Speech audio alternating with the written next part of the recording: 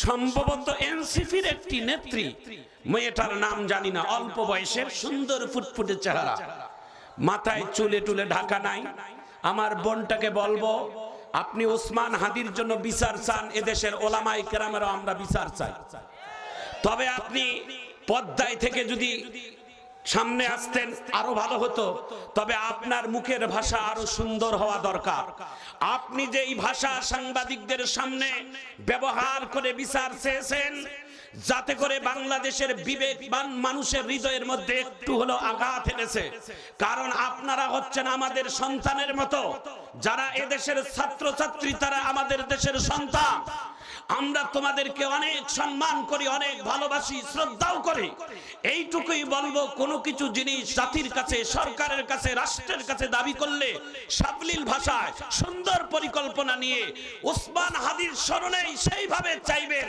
ভাষা প্রয়োগ করতে গেলে কোনো অভদ্র ভাষামি করে মানুষের কাছে, সরকারের কাছে চাওয়া ঠিক না। চিৎকার দিয়ে জোরে বলেন ঠিক না। তিনি দুনিয়ার থেকে চলে গেছেন হেসে হেসে, আর গোটা বাংলাদেশের তৌহিদি জনতাকে কেঁদে গেছেন। কথা বলেন ঠিক কিনা? তার যে চেতনা, তার যে পাওয়া তিনি পেয়ে গেছেন, কিন্তু তিনি দুনিয়ার থেকে কাঁদিয়ে গেছেন। ওসমান হাদি রুহানি ভাইয়েরা সবাই বলবেন, আজকে বাংলাদেশে একজন নারী এনসিপির সম্ভবত একটা কর্মী হবেন, মেয়ে মানুষ, সম্ভবত তার বয়স এই 15, 16, 18-র মধ্যেই হবে। আমি আমার বোনকে এইভাবেই স্পষ্ট বলে দিতে চাই, বাংলাদেশের তৌহিদি ছাত্র জনতার ঋণ এদেশের বিএনপি, জামাত, যত দল আছে, ইসলামী আন্দোলন থেকে, খেলাফতে মজলিস থেকে, আজকে যারা বড় বড় গটায় কথা বলেন, ভবিষ্যতেও ছাত্রদেরকে ভুলে যাবেন না। এই স্বৈরাচার, এই ছাত্রদের রক্তক্ষরণ করার কারণে আল্লাহ তাআলা তাদের পতন ঘটিয়েছেন। সুতরাং এই বাংলাদেশে যারা পরবর্তীতে ক্ষমতায় আসবেন, স্বৈরাচারকে আপনারা স্মরণ রাখবেন। এটা বাংলাদেশ, এটা ওলিয়া উলিয়াদের দেশ, এটা আলেম ওলামাদের দেশ, এটা কোরআন হাদিসের দেশ। এই দেশে শাসন করবেন কোনো বাধা নাই, রাজত্ব করবেন কোনো বাধা নাই, কিন্তু মুসলমানদের কোনোদিন ধর্মের উপর আঘাত করবেন না।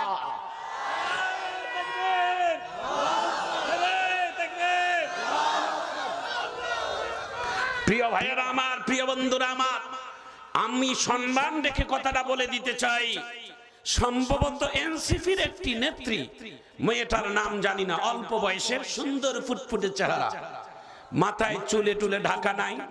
আমার বোনটাকে বলবো, আপনি ওসমান হাদির জন্য বিচার চান, এদেশের ওলামায়ে কেরামেরও আমরা বিচার চাই। তবে আপনি পদ্মায় থেকে যদি সামনে আসতেন আরো ভালো হতো। তবে আপনার মুখের ভাষা আরো সুন্দর হওয়া দরকার। আপনি যে এই ভাষা সাংবাদিকদের সামনে ব্যবহার করে বিচার চেয়েছেন, যাতে করে বাংলাদেশের বিবেকবান মানুষের হৃদয়ের মধ্যে একটু হলো আঘাত এনেছে। কারণ আপনারা হচ্ছেন আমাদের সন্তানের মতো, যারা এদেশের ছাত্রছাত্রী তারা আমাদের দেশের সন্তান। আমরা তোমাদেরকে অনেক সম্মান করি, অনেক ভালোবাসি, শ্রদ্ধাও করি। এইটুকুই বলবো, কোনো কিছু জিনিস জাতির কাছে, সরকারের কাছে, রাষ্ট্রের কাছে দাবি করলে সাবলীল ভাষায় সুন্দর পরিকল্পনা নিয়ে ওসমান হাদির স্মরণেই সেইভাবে চাইবেন। ভাষা প্রয়োগ করতে গেলে কোনো অভদ্র ভাষামি করে মানুষের কাছে, সরকারের কাছে চাওয়া ঠিক না। চিৎকার দিয়ে জোরে বলেন ঠিক না। আশা করি আমরা এইটুকুই বুঝিয়ে দিতে চাই যে এদেশের সরকার, এদেশের ডিপার্টমেন্ট, এদেশের প্রশাসন, এদেশের আইন, এই দেশের আদালত, তারা রাষ্ট্রের যে কোনো সিদ্ধান্ত নিবে, যে কোনো সিদ্ধান্ত তারা নিবে।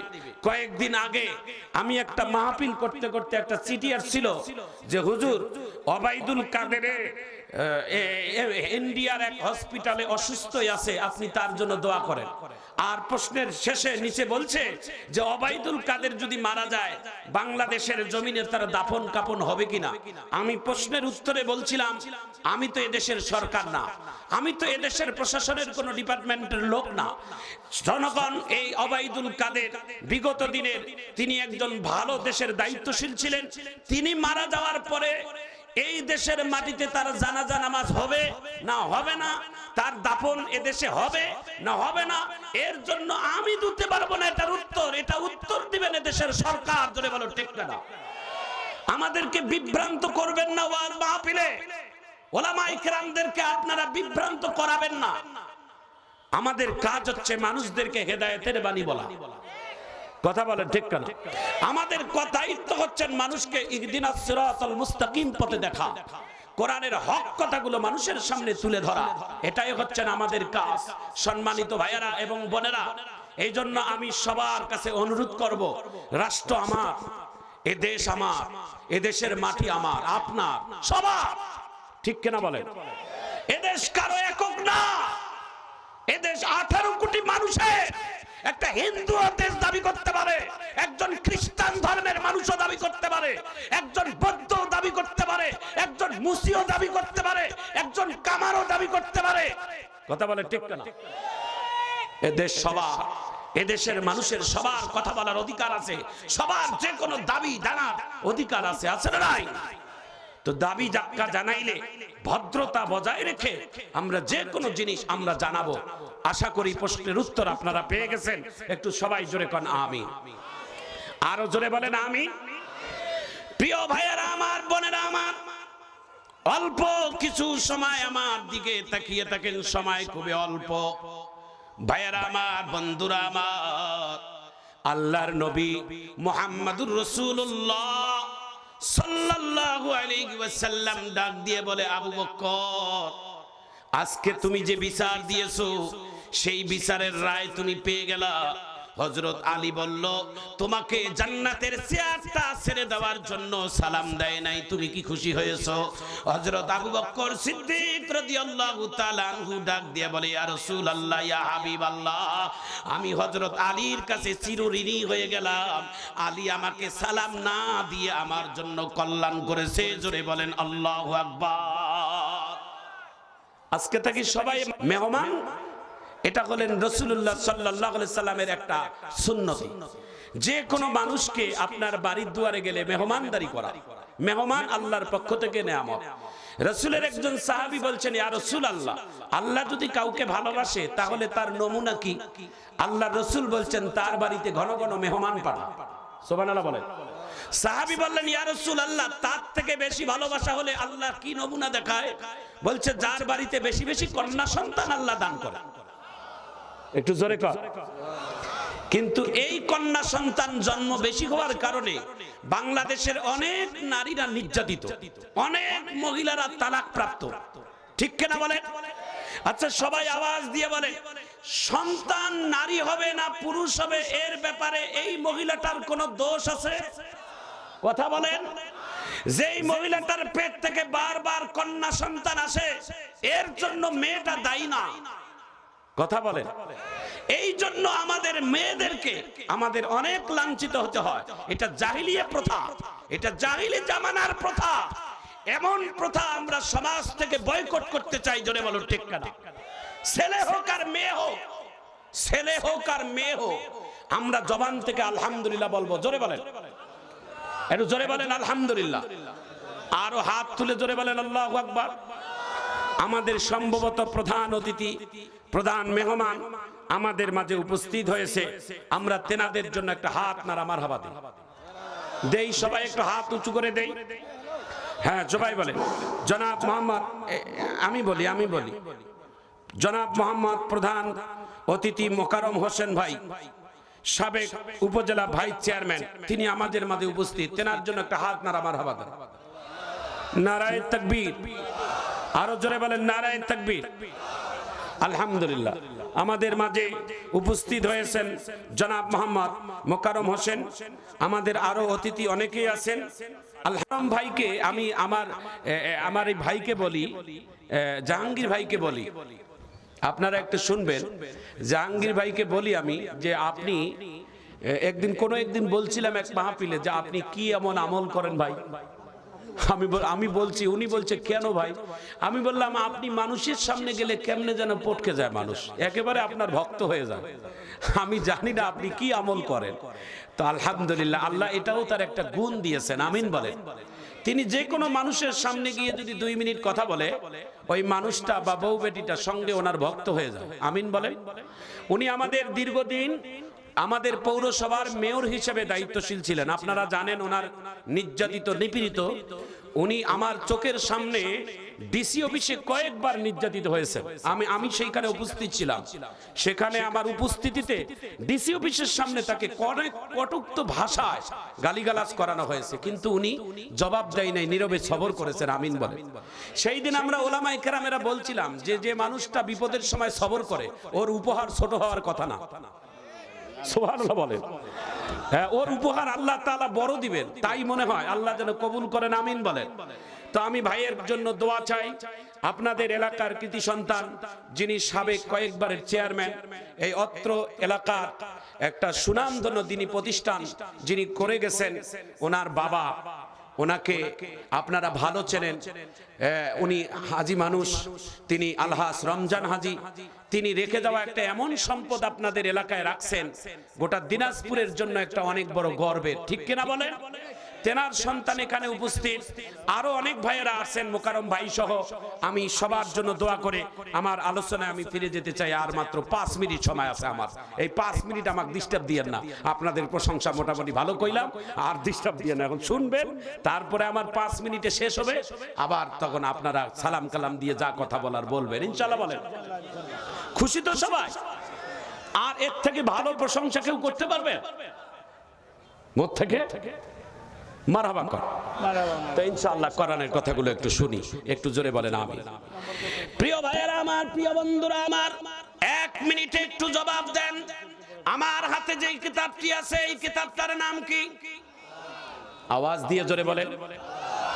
আমার হাতে যে কিতাবটি আছে, এই কিতাবটির নাম কি? আপনি বলবেন কেন কোরআনকেই প্রশ্ন করেন? কোরআন, আপনার পরিচয়টা আপনি দেন। আমি কোরআনের আয়াতগুলো যখন বলবো আল্লাহু আকবার বলবেন। বাল হুয়া কুরআনুম মাজিদ।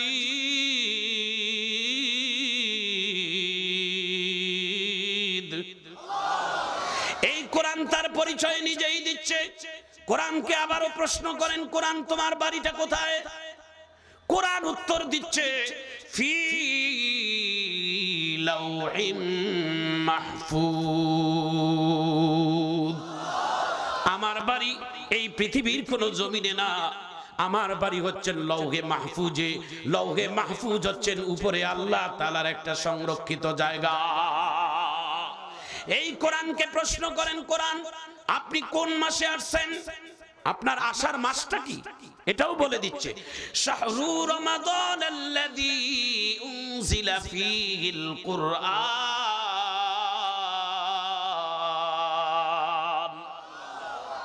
এই মাসটার নাম হচ্ছে রমজানুল মুবারক। এই রমজানুল মুবারক মাসে কোরআন নাজিল হয়েছে। মারহাবা বলে।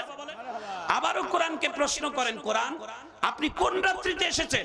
এটাও বলে দিচ্ছে, ইন্না আনজালনাহু ফি লাইলাতিল কদর ওয়া মা আদরাকা মা লাইলাতুল কদর। কোরআনটা নাজিল হয়েছে কদরের রাত্রিতে, যেই রাত্রির দাম 1000 রাত্রির থেকে বেশি দাম।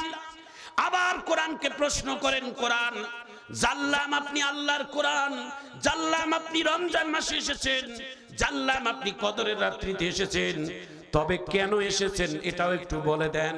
শোনার পরে এবার হাত উঁচু করে জোরে আল্লাহু আকবার বলবেন। কোরআন কেন আসছে কোরআন নিজেই বলে দিচ্ছে, হুদাল্লিন নাস।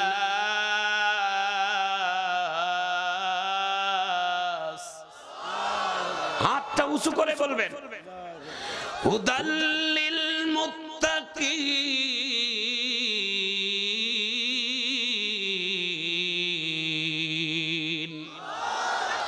এ বাণী সকলে নয় শুধু মুমিনের, যারাই চলবে মেনে ফল পাবে কোরআনের। ঘরেই বলো কিবা রাষ্ট্রে বলো, অশান্তি দূর করে শান্তি আনে সমাধান। সমাধান চাও যদি জীবনে মরণে, ফিরে যাও খুঁজে নাও চোখ রাখো কোরআনে। আল্লাহু আকবার বলে। একটি কথা বলে শেষ আমার আলোচনা হবে। শুধু মনে রাখবেন, এই কোরআন রমজানে নাজিল হওয়ার কারণে রমজানের দাম বেড়ে গেছে। এই কোরআন কদরের রাত্রিতে নাজিল হওয়ার কারণে কদরের রাত্রির দাম বেড়েছে। এই কোরআন পাহাড়ে নাজিল হওয়ার কারণে পাহাড়ের দাম বেড়ে গেছে। এই কোরআন মক্কায় নাজিল হওয়ার কারণে মক্কার দাম বেড়ে গেছে। এই কোরআন মদিনায় নাজিল হওয়ার কারণে মদিনার দাম বেড়ে গেছে। কথা বলেন ঠিক কিনা? এই কোরআন এখন টেবিলে রাখা, এই টেবিলের কাঠের দাম বেড়ে গেছে। এই কোরআন যদি পাহাড়কে দাবি বাড়াইতে পারে, এই কোরআন যদি রমজানের দাম বাড়াই দিতে পারে, এই কোরআন যদি রাত্রির দাম বাড়াই দিতে পারে, এই কোরআন যদি মক্কা মদিনার দাম বাড়াই দিতে পারে, এই কোরআনের সাথে যারাই সম্পর্ক রাখবেন তাদেরও দাম আপনার আমার কোরআনের মতো দামি হয়ে যাবে।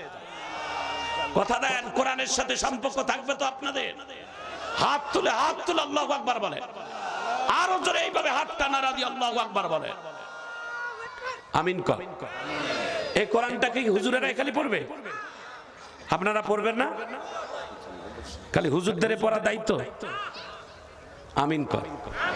আজকে প্রতিজ্ঞা করবেন, আজকের এই মাহফিল থেকে একটা নিয়ত করে রাখবেন।